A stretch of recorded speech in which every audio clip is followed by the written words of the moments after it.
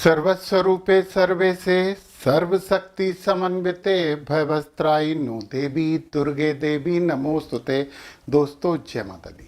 आज हम बात करने वाले हैं मकर राशि के लिए अक्टूबर माह के फल कथन की। अक्टूबर माह बहुत ऊर्जावान माह है। हमारे दो मुख्य त्यौहार यहाँ पे पड़ रहे हैं, एक दीपावली और दशहरा। 20 तारीख को हम लक्ष्मी पूजन कर रहे हैं और 2 तारीख को हम रावण दहन कर रहे हैं, भगवान राम को विजय तिलक लगा रहे हैं। यहाँ पे जो मकर राशि है 3 नक्षत्रों में पाई जाती है, उत्तराषाढ़, श्रवण और धनिष्ठा। उत्तराषाढ़ में 3 चरण है, श्रवण में 4 चरण है और धनिष्ठा में 2 चरण हैं। हम तीनों नक्षत्र और मकर राशि की अलग अलग बात करेंगे। सबसे पहले मैं आपको बताने वाला हूँ कि इस महीने की सेंट्रल टेंडेंसी क्या होगी। फिर इसके बाद हम ग्रह गोचरीय व्यवस्था की बात करेंगे। फिर ग्रह किस नक्षत्र में है उन नक्षत्रों की बात करेंगे। तीनों नक्षत्र की अलग अलग बात करेंगे। फिर हम इस महीने ज़्यादा धन प्राप्त कैसे कर लें, हम इसकी भी बात करेंगे।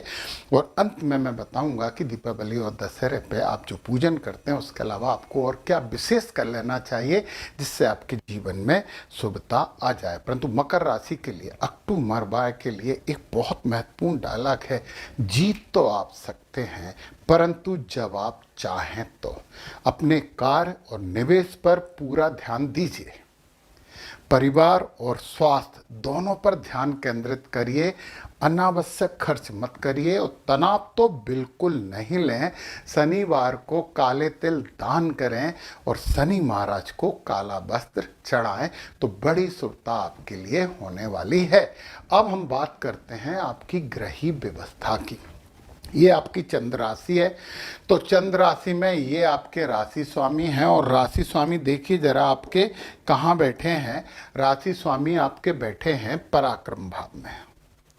तो निश्चित ही पराक्रम भाव में पराक्रमी तो आप हो ही, मेहनत करते हो, सीक्वेंस से काम करते हो, परफेक्टनेस लाते हो, परंतु काम धीरे धीरे करते हो, कभी कभी टालते हो। भाई बहनों से संबंध अच्छे रखने की कोशिश करना। शनि महाराज बकरी हैं और बकरी हैं इसलिए कोशिश करिए छोटी छोटी यात्राओं को सावधानी पूर्वक करिए। लाभ जरूर मिलेगा क्योंकि धन भाव के स्वामी भी शनि महाराज ही हैं और राहु महाराज धन भाव में बैठे हैं। यार धन प्राप्ति का एक जुनून आप में चलेगा। परिवार और कुटुंब में थोड़ा सा भ्रम आपको महसूस हो सकता है, ध्यान रखिए वो भ्रम है। किसी के प्रति जो गलतफहमी आपको आ रही है और आपको गुस्सा आ रही है, आप मान लीजिए कि वो भ्रम है और उस भ्रम से बाहर निकल के काम करिए। माँ सरस्वती की आराधना करिए, ऐसा कोई भ्रम आपको नहीं होगा। फिर यहाँ पे मंगल महाराज, और मंगल महाराज सुख भाव में देख रहे हैं। जब मंगल महाराज यहाँ पे चौथे भाव में देखते हैं तो गुस्सा और उत्तेजना जरूर लेके आते हैं, तो इससे आपको बचना चाहिए। और फिर ये है आपका सुख भाव, सुख नहीं आनंद भाव। आनंद भाव संतान भाव और शिक्षा वाला भाव भी है। तो 2 इसके मालिक बैठे हुए हैं आपके अष्टम में। अष्टम में शुक्र अच्छे नहीं होते हैं, परंतु शुक्र महाराज 9 तारीख को यहाँ से नवम में आ जाएंगे। यार थोड़े से ज़्यादा रोमांटिक हो जाओगे आप। 9 तारीख तक आपको स्वास्थ्य का ज़्यादा ध्यान रखना है और जैसे ही शुक्र यहाँ पे आ जाएंगे तो आपकी सब समस्याएं हल हो जाएंगी। तो 9 तारीख के बाद तो आनंद ही आनंद है, मना सकते हैं। गुरु महाराज यहाँ पे बैठे हैं, कोई भी इन्वेस्टमेंट मत करिए। एक बात बताएं, गुरु सब चीज़ देते हैं, गुरु स्वास्थ्य नहीं देते। पता, स्वास्थ्य पे ध्यान रखना पड़ेगा। गुरु महाराज यहाँ पे आपके छठे भाव में है। परंतु गुरु महाराज 19 तारीख को यहाँ से निकल के कुछ दिनों के लिए यहाँ आ जाएंगे तो आनंद है। तो 19 तारीख के बाद तो फिर आप ढोल बजवाइए, और अच्छा होने वाला है। तो गुरु जब आ गए, अब हम यहाँ पे बात कर लेते हैं अष्टम भाव में शुक्र है। 9 तारीख तक थोड़ी सी समस्या, केतु आपको आध्यात्मिक बनाते हैं। फिर यहाँ पे सूर्य और बुध बैठे हुए हैं आपके भाग्य भाव में, बहुत अच्छे होते हैं। पिता से, पिता तुल्य लोगों से आपको बड़ी सहायता मिलने वाली है, तो लीजिए, उनका सम्मान कीजिए और सहायता लीजिए। परंतु सूर्य महाराज 17 तारीख को यहाँ आके और अच्छे हो जाएंगे, तो ये भी खुशखबरी वाली बात है। और बुध तो देखो 2 ही तारीख को यहाँ आ जाएंगे, तो बुध, पता है बुध यहाँ ठीक होते हैं, यहाँ ठीक होते हैं। भाग्य में बुध थोड़े से कमजोर होते हैं, पता है। जब बुध यहाँ पे आ जाएंगे 2 ही अक्टूबर से आ जाएंगे तो आपको तो और आनंद आ गए। तो यार मैंने बोला ना, चाहो तो जीतोगे, चाहना पड़ेगा, आलसीपन छोड़ना पड़ेगा। पराक्रम में शनि बैठे हैं, बकरी होके बैठे हैं। और 3 तारीख को तो ये अपना नक्षत्र भी परिवर्तित कर रहा है। नक्षत्र की बात बाद में करेंगे। मंगल महाराज यहाँ पे बैठे हैं, कर्म भाव में मंगल कर्मठ बनाते हैं। अब शनि महाराज आलसी बना रहे हैं, मंगल कर्मठ बना रहा है। अब आपके ऊपर निर्भर है कि आप मंगल को प्रायोरिटी देते हैं, शनि महाराज को। हनुमान चालीसा करने लगे, शंकर भगवान की भी आराधना करिए, तो शंकर भगवान जी और हनुमान जी मिलकर आपको कर्मठ बना देंगे। तो मंगल 27 तारीख को यहाँ आ जाएंगे, तो मंगल यहाँ पे भी बहुत अच्छे होते हैं। व्यवहार में गुरु की राशि चंद्रमा हमने यहाँ बिठा दिए हैं, परंतु चंद्रमा परिवर्तित होते रहते हैं। गुरु महाराज अपने घर को देख रहे हैं, अध्यात्म और मोक्ष की बात कर रहे हैं। हॉस्पिटल में कुछ मरीजों को दवाई मवाई या फल मल दे दो जाके, तो बड़ा अच्छा हो जाएगा। तो ये थी आपकी ग्रह गोचरीय व्यवस्था। अब हम बात करते हैं कि वो ग्रह जिन जिन नक्षत्रों में बैठे हैं वो नक्षत्र आपके लिए क्या कर रहे हैं और कैसा, क्योंकि नक्षत्र हमारे ऊपर सबसे ज्यादा प्रभाव तो डालते ही डालते हैं। तो चलिए हम सूर्य भगवान की बात करते हैं। सूर्य हस्त नक्षत्र में है। अब एक बात और, उत्तराषाढ़ को हमने 1 बोला है, श्रवण को 2 बोला है और धनिष्ठा को 3 बोला है। यदि 1 पीले से लिखा है तो मान लेना कि शुभ है। एक जहां पे भी एक जितनी जगह भी लिखा है, जैसे यहां पे 1 लिखा है, लाल से लिखा है तो अशुभ है।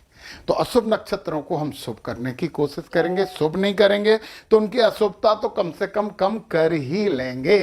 तो फिर देखिए आप, सूर्य हस्त नक्षत्र में 11 तारीख तक टेंशन ही नहीं है। फिर इसके बाद चित्रा में जब आएंगे तो आपके लिए अशुभ हो जाएंगे, और जब सूर्य चित्रा में आएंगे तो अशुभ हो जाएंगे। और इधर देखिए चित्रा में बुध भी हैं 8 तारीख तक, और चित्रा नक्षत्र उत्तराषाढ़ा नक्षत्र के लिए अशुभ है। ये बात मैं केवल उत्तराषाढ़ा नक्षत्र की बात करूं, केवल उत्तराषाढ़ा नक्षत्र की बात करूं। ध्यान दीजिए आप, केवल उत्तराषाढ़ा नक्षत्र वाले ध्यान से सुने, मकर राशि वाले। तो फिर यहां पे सूर्य और बुध दोनों चित्रा में होने के कारण अशुभ हो गए। तो आपको क्या करना चाहिए, आपको ओम त्वष्टे नमः की 1 माला यानी 108 बार पाठ कर लेना चाहिए। चित्रा नक्षत्र आपको अशुभता नहीं देगा, शुभता नहीं दे, कोई टेंशन नहीं है, अशुभता तो नहीं दे, है ना। तो हमने उसे कर लिया है, ठीक। अब आप देखिए गुरु, ये थोड़ी सी समस्या, क्योंकि गुरु तो पूरे टाइम यहीं पे रहने वाले ना, पूरे माह। गुरु आपके लिए थोड़े से इस बार अशुभ हो रहे हैं, और गुरु महाराज को शुभ करने के लिए ओम अदितय नमः की भी 108 बार आपको जप करते रहना चाहिए। और फिर देखते हैं इसके बाद एक लाल से कहाँ लिखा, पूर्वा भाद्रपद। शनि महाराज 3 तारीख को आ रहे हैं पूर्वा भाद्रपद में, और राहु पहले से पूर्वा भाद्रपद में। ये शनि और राहु दोनों जिन जिन नक्षत्र में हैं वो नक्षत्र आपके लिए अशुभ है। और वो जब नक्षत्र अशुभ है तो आपको ये तो करना चाहिए 108 बार। शनि और राहु दोनों ही आपके लिए अशुभता कम कर लेंगे। ओम अजय पदाय नमः, इस मंत्र का आपको जप करना चाहिए। तो उत्तराषाढ़ा नक्षत्र वालों, यदि आपको इस महीने धन चाहिए, ज्यादा धन चाहिए, धन तो मिलेगा, तो आपको ओम सवित्रे नमः का जप करना चाहिए। और ये जो धनदायक नक्षत्र हैं वो सूर्य हैं, ग्रहों के राजा आपको धन देने के लिए तैयार हैं इस महीने। ओम सवित्रे नमः, सविता सूर्य का ही एक रूप होता है, इसका जप करिए। चलिए अब हम दूसरे नंबर की बात करते हैं, श्रवण नक्षत्र। अब यहाँ पे 2 देखना है हमें, 1 नहीं देखना, हमें 2 देखना है यहाँ पे।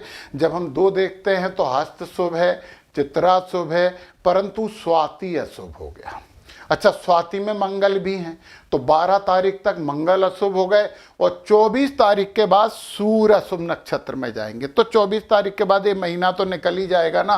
तो फिर हमें क्या, अच्छा स्वाति और देखी जरा, और स्वाति ये 8 से 17 तक बुध भी हैं। तो हम स्वाति नक्षत्र का उपाय करेंगे। श्रवण नक्षत्र वालों, मकर राशि वालों, तो हमारे सूर्य मंगल और बुध तीनों ही शुभ होंगे। ओम वायवे नमः की आपको 108 बार जप करते रहना चाहिए। और खुशखबरी यह है कि केवल ओम वायवे नमः आपको करना है, बाकी तो सब आपके लिए ठीक हैं, शुभ हैं। और आपको धन ज्यादा चाहिए तो आपको धनदायक हैं, सूर्य और बुध दोनों धन देंगे। ओम त्वष्टे नमः की माला करते रहिए, जितना ज्यादा करोगे उतना ज्यादा धन प्राप्त होगा। श्रवण नक्षत्र वालों तो आनंद ही आनंद है। आप बोलोगे सर यहाँ पे भी तो 2 लिखा हुआ, तो उत्तरा भाद्रपद में शनि केवल 3 अक्टूबर तक रहेंगे, इसके बाद पूर्वा भाद्रपद में चले जाएंगे, इसलिए इसका कोई इलाज करने की जरूरत नहीं है। 3 दिन है, दूसरी 2 दिन 2 तारीख को आप दशहरा मना लोगे, 3 तारीख है थोड़ी सी, तो छोड़िए उसे। तो चलिए अब हम बात कर लेते हैं धनिष्ठा नक्षत्र की। और धनिष्ठा नक्षत्र की जब हम बात करेंगे तो आप 3 नंबर देखिए, 3 नंबर कहाँ दिक्कत दे रहे हैं। विशाखा नक्षत्र में जब मंगल आएंगे 12 तारीख के बाद, और जब 12 तारीख के बाद विशाखा नक्षत्र में आएंगे तो आपको समस्या मंगल देंगे। और विशाखा नक्षत्र में ये भी आ रहे हैं 17 तारीख से, तो मंगल और बुध आपको प्रॉब्लम दे रहे हैं। तो ओम इंद्राग्निभ्याम नमः का आपको रोज जप करना चाहिए और एक माला करिए तो मंगल और बुध शांत हो जाएंगे, तो अच्छी बात है। फिर हम बात करते हैं और देखते हैं जरा। 3 नंबर गुरु का भी आ रहा है पुनर्वसु में और पूर्वा फाल्गुनी का भी आ रहा है। शुक्र 7 तारीख तक समस्या, गुरु पूरे महीने समस्या है। तो गुरु के लिए हम आदित्य नमः का पाठ करिए। और शनि और राहु भी आपके लिए अशुभ नक्षत्र में है, तो अजय पदाय नमः का भी आपको जप करते रहना चाहिए। तो आपको 3 मंत्र है, इंद्राग्निभ्यम नमः, ओम आदित्य नमः, ओम अजय पदाय नमः, इनका आप जप करिए तो आपको शुभता मिलेगी। और पता है, और आपको यदि धन चाहिए तो मंगल, सूर्य और बुध 3 मिलके आपको धन देंगे। ओम वायवे नमः का इस महीने जप करने से आपके धन में, संपत्ति में बढ़ोतरी हो सकती है। तो आप बढ़ोतरी करने के लिए ये मंत्र कर लीजिए। दशहरे पे आप जैसी पूजन करते हैं वैसे करिए, परंतु शनि देव को तिल के तेल का चोला चढ़ा दीजिए या तिल के तेल चढ़ा दीजिए। केवल तिल का तेल चढ़ा दीजिए, चोला नहीं, तिल का तेल शनि महाराज को चढ़ा दीजिए। और दीपावली पर गणेश जी और लक्ष्मी जी के नीले फूल से पूजन जरूर करें। और नील कमल हो जाए तो क्या बात है, बहुत ही आनंद आ जाएगा। व्यापार में वृद्धि के लिए दुकान में शनि यंत्र रख लें।